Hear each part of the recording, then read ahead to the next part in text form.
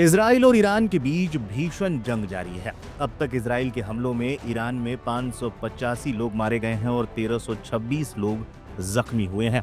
America स्थित human rights group का कहना है कि इजरायली हमलों में 239 ईरानी नागरिक मारे गए हैं, जबकि 126 सुरक्षा बलों के जवानों की मौत हुई है।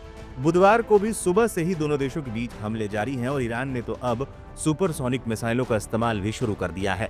ईरान के मिसाइल हमलों को बहुत हद तक रोकने के दावे इजराइल कर रहा है। इजरायली सेना का दावा है कि उनका एयर डिफेंस सिस्टम बहुत अच्छे से काम कर रहा है। ईरानी बैलिस्टिक मिसाइलों की बौछार को इजरायली एयर डिफेंस सिस्टम रोकने में लगा हुआ है।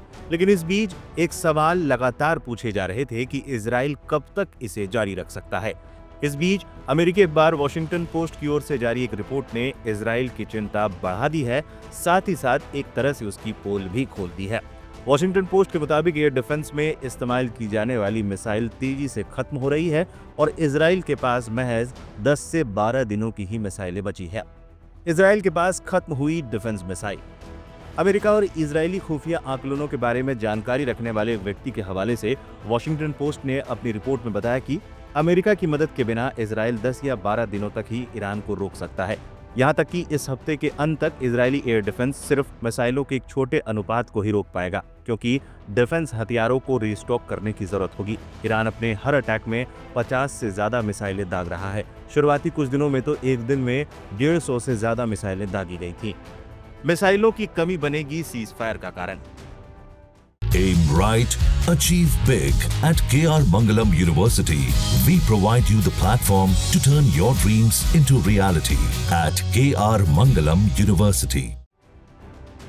वर्जीनिया में मिसाइल डिफेंस एडवोकेसी अलायंस से जुड़े इजरायली मिसाइल विशेषज्ञ ताल इनबार ने भी दावा किया है कि एयर डिफेंस में मिसाइलों की कमी की वजह से सीज फायर हो सकता है। उन्होंने 2014 में इजराइल हमास के बीच जंग का हवाला देते हुए कहा, तब भी एयर डिफेंस इंटरसेप्टर खत्म होने से कुछ दिन पहले हमास के साथ युद्ध विराम की मांग की गई थी। इनबार ने कहा, इंटरसेप्टर स्टॉक इस बार भी इजराइल के लिए एक बेहद गंभीर चैलेंज है और ऐसा लग भी रहा है कि ये सीज फायर का एक कारण हो सकता है। इजराइल को हर रोज हो रहा अरबों का नुकसान। ईरान ने पिछले शुक्रवार से अब तक इजराइल पर करीब 400 बैलिस्टिक मिसाइलें दागी हैं।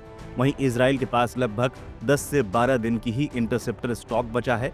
यदि हमले इसी गति से जारी रहे तो इजराइल की मुश्किलें बढ़ सकती है। आपको बता दें कि सिर्फ एरो सिस्टम का एक इंटरसेप्टर लगभग 25 करोड़ रुपए का पड़ता है।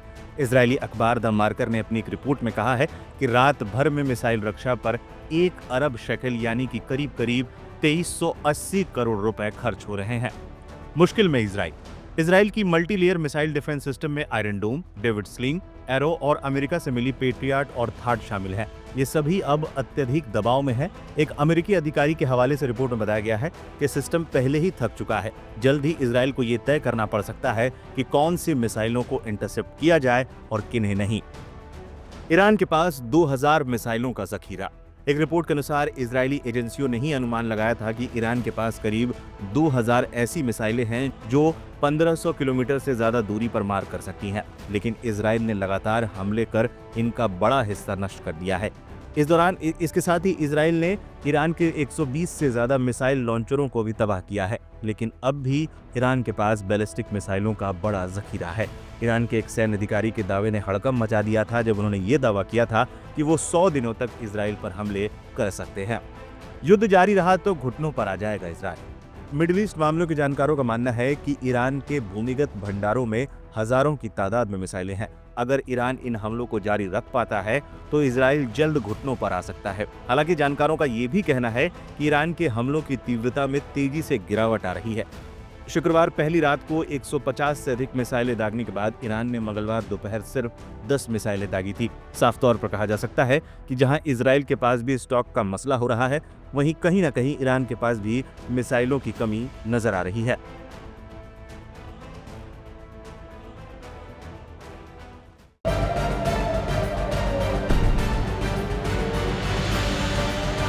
ईरान और इसराइल के बीच जब से संघर्ष शुरू हुआ है तब से लेकर अब तक ईरान ने इसराइल पर सैकड़ों मिसाइल हमले किए, लेकिन अब मंगलवार को इसराइल के खिलाफ उन्होंने अपनी एक एडवांस गाइडेड मिसाइल का इस्तेमाल किया जिसने तेल अवीव के पास हर्जलिया में बड़ा नुकसान पहुंचाया है। बताया जा रहा है कि इस मिसाइल ने इसराइल की वायु रक्षा प्रणालियों यानी कि एयर डिफेंस सिस्टम को आसानी से चकमा दिया और तेल अवीव के हर्जलिया में जाकर एक इमारत को नुकसान पहुंचाया है। ईरान के रक्षा मंत्रालय के प्रवक्ता ने दावा किया कि यह मिसाइल इतनी उन्नत थी कि इसराइल की मल्टी लेयर रक्षा प्रणालियां, multi layer air defence systems जैसा आयरन डोम इसे तब तक नहीं पकड़ सकी जब तक ये अपने लक्ष्य तक नहीं पहुंच पाई।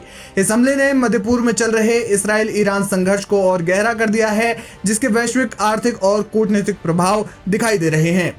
इस्लामिक रेवोल्यूशनरी गार्ड कॉर्प्स यानी पासदारान इस्लाम ने ऑपरेशन ट्रू प्रॉमिस 3 के तहत मंगलवार को तेल अवीव, हाइफा और यरूशलेम के सैन्य और खुफिया ठिकानों पर मिसाइल हमले किए। ईरानी रक्षा मंत्रालय के प्रवक्ता ने बताया कि इस हमले में पहली बार एक नई मिसाइल का उपयोग किया गया जिसकी तकनीकी विशेषताएं इसे हाइपरसोनिक मिसाइल की श्रेणी में रखती है।